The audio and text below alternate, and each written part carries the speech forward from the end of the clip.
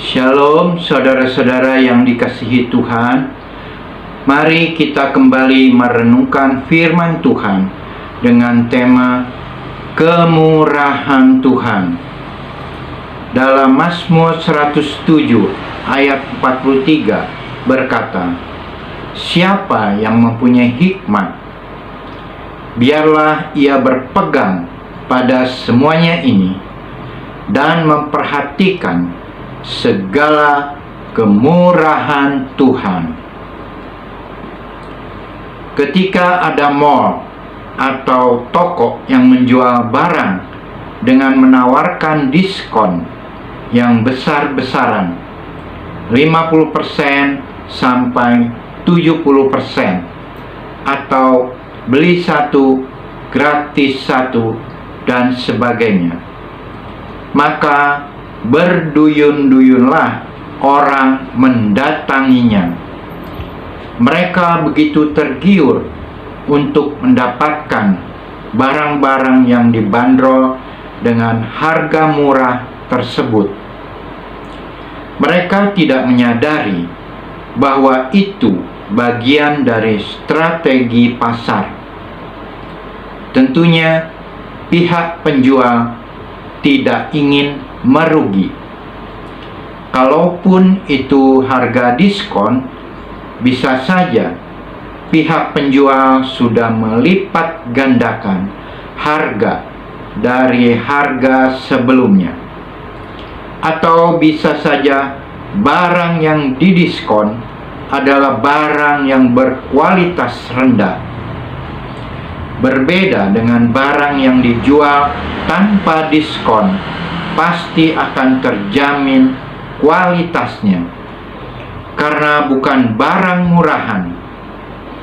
Pemazmur menyinggung kata murah, bukan berbicara tentang sesuatu yang murahan, tetapi berbicara tentang anugerah Tuhan yang justru kita tidak mampu membelinya dengan harga apapun.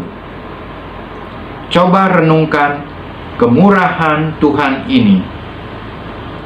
Kita sesungguhnya berasal dari debu tanah, tapi dari debu tanah inilah Tuhan menghadirkan sosok manusia yang segambar dan serupa dengan dirinya.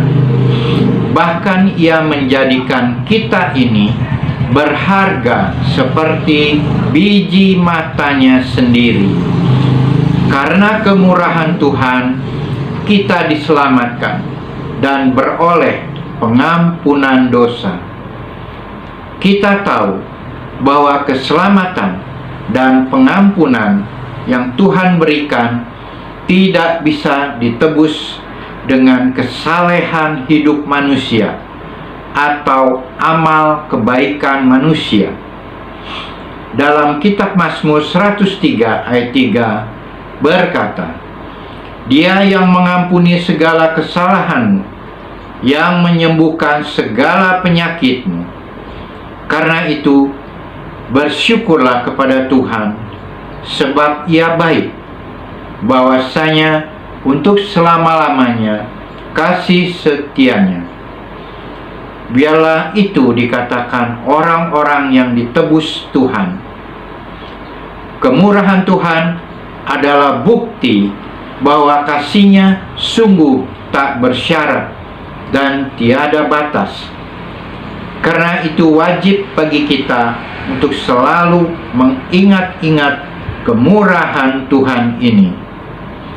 Rasul Paulus pun menyadari bahwa jika ia dipercaya untuk sebuah pelayanan, bukanlah karena ia hebat atau pintar, tetapi semata-mata karena kemurahan Tuhan. Dalam 2 Korintus 4 ayat ke-1, "Oleh kemurahan Allah, kami telah menerima pelayanan ini. Karena itu kami tidak tawar hati. Tidak ada alasan apapun bagi kita untuk memegahkan diri. Dalam 2 Samuel 7 ayat 18b, Raja Daud berkata, "Siapakah aku ini ya Tuhan, sehingga Engkau membawa aku sampai sedemikian ini?" Mazmur 23 ayat 6a berkata, "Kebajikan dan kemurahan belaka akan mengikuti aku seumur hidupku." Dalam kehidupan kekristenan, kita mengetahui bahwa ada hukum-hukum yang Alkitab ajarkan. Misalnya, apa yang kita tabur, maka itulah yang akan kita tuai. Jika kita menabur banyak, maka akan menuai banyak. Carilah, maka akan mendapat. Ketuklah pintu, maka pintu akan dibukakan. Mujizat itu dekat di mulut kita, dan berbagai hukum iman lainnya yang membuat kita berusaha sekuat mungkin melakukannya agar hidup kita menjadi lebih baik. Namun tahukah Anda bahwa Allah mempunyai kemurahan atau favor yang hanya dapat dimiliki oleh orang-orang tertentu? Hal ini bukan berarti bahwa Tuhan tidak adil atau pilih kasih.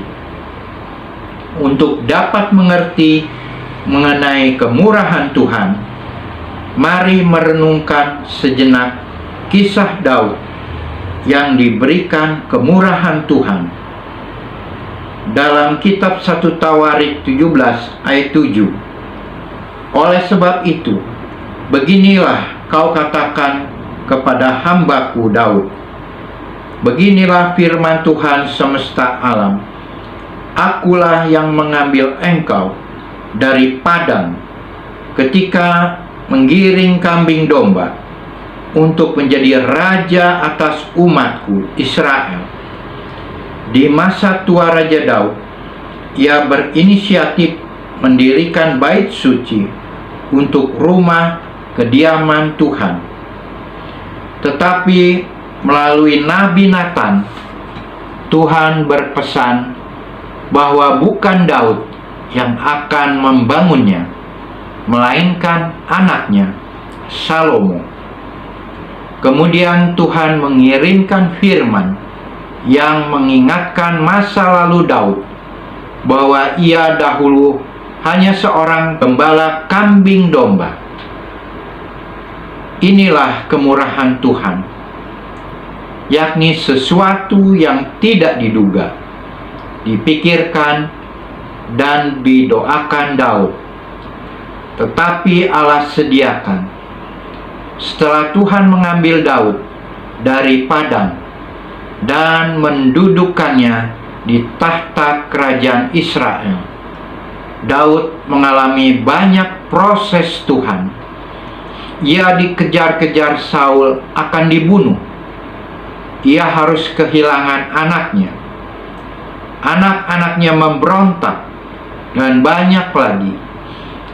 Namun Daud tetap memiliki hati yang lembut dan takut kehilangan Allah, sehingga ia rela kehilangan apapun daripada kehilangan Tuhan, dan ia rela melepaskan apapun daripada melepaskan Tuhan. Sikap hati seperti inilah yang Tuhan inginkan dan Tuhan rindukan dari anak-anaknya, yakni sebuah hati yang selalu mengingini Tuhan sampai semua yang ada di dunia ini tidak ada artinya lagi. Janganlah membuang aku dari hadapanmu, dan janganlah mengambil rohmu yang kudus daripadaku.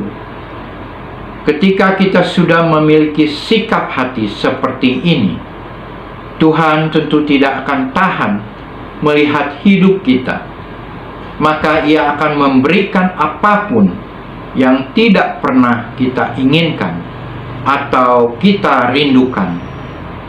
Namun semuanya itu tentu akan berguna bagi kita dan mendatangkan kemuliaan Tuhan.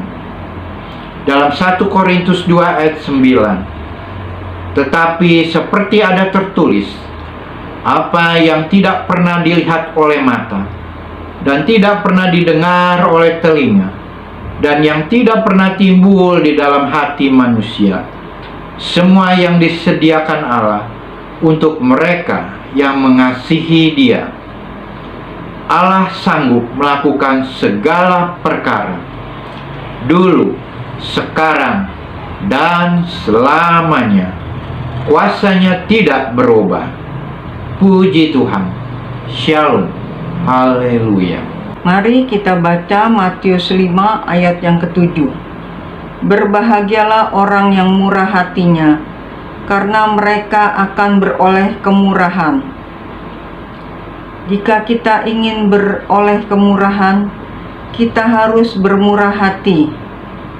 Arti kata murah hati adalah suka memberi dan suka menolong.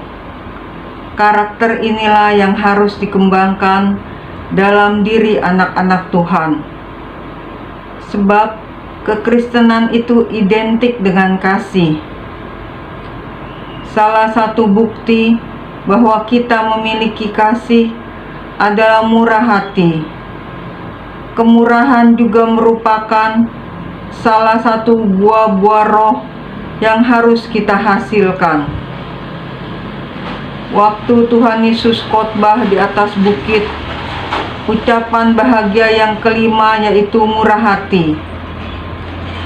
Murah hati diartikan sebagai kebaikan hati, sifat kasih, tidak mementingkan diri sendiri, tetapi baik hati kepada orang lain, suka membantu orang lain.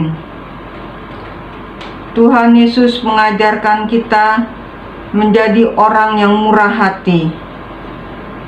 Ibrani 2 ayat 17. Itulah sebabnya, maka dalam segala hal ia harus disamakan dengan saudara-saudaranya, supaya ia menjadi imam besar yang menaruh belas kasihan dan yang setia kepada Allah untuk mendamaikan dosa seluruh bangsa. Kemurahan tidak hanya sekedar merasa kasihan, tetapi melakukan sesuatu untuk meringankan kesusahannya itu. Kita harus menjadikan kemurahan sebagai gaya hidup kita, sebab kita hidup di bawah kemurahan Tuhan. Kemurahan itu datang dari Tuhan Yesus. Orang yang murah hati adalah orang yang sadar bahwa mereka sendiri adalah penerima kemurahan Tuhan.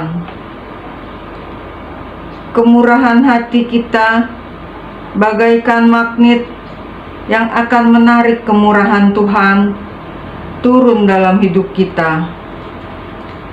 Kehidupan manusia akan berjalan di jalan yang benar atau salah ditentukan oleh hatinya.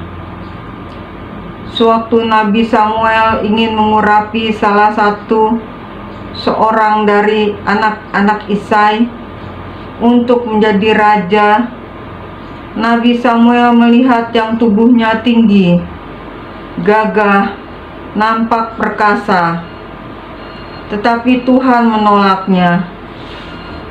Tuhan berkata, manusia melihat yang di depan mata, tetapi Tuhan melihat hati. Bagi Tuhan, masalah hati sangat penting. Raja Daud berkata dalam Mazmur 139 ayat yang ke-24, lihatlah, apakah jalanku serong, dan tuntunlah aku di jalan yang kekal. Ungkapan rasa syukur kita nyatakan dengan sepenuh hati kita. Hati yang dimaksud di sini bukanlah organ yang ada di dalam tubuh kita. Hati yang dibicarakan adalah hati atau batin yang ada dalam jiwa kita. Hati yang mempengaruhi arah hidup kita. Tuhan akan memulihkan dan menyucikan hati kita. Kita akan melihat pertolongan dan perlindungan Tuhan menyertai hidup kita. Selamat berjalan di jalan Tuhan yang kekal. Amin. Tuhan Yesus memberkati.